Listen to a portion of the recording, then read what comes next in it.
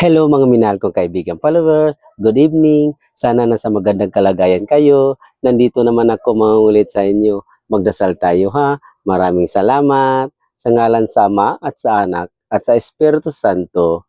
Amin. Panginoon kong Hesukristo makapangyarihan sa lahat, tulungan mo po kami sa mga problema namin, lalo na sa mga kaibigan ko at yung nakakita sa video na to. Bigyan mo po sila ng biyaya at mabuting kalagayan at sa mga oras, sa mga minuto na sana gabayan mo po kami lagi. Huwag mo kami pababayaan. Maawa po kayo, Panginoon, dahil alam namin na ikaw may magandang busilak na puso, kaya hindi kami tumigil sa pagdarasal sa iyo. Ikaw lang ang pag-asa at kakampi namin.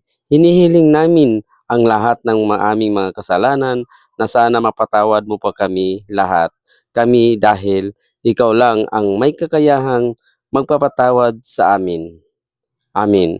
Sa ngalan sa Ama at sa Anak at sa Espiritu Santo. Amin. Bye-bye mga minahal kong kaibigan followers. Good night. Salamat.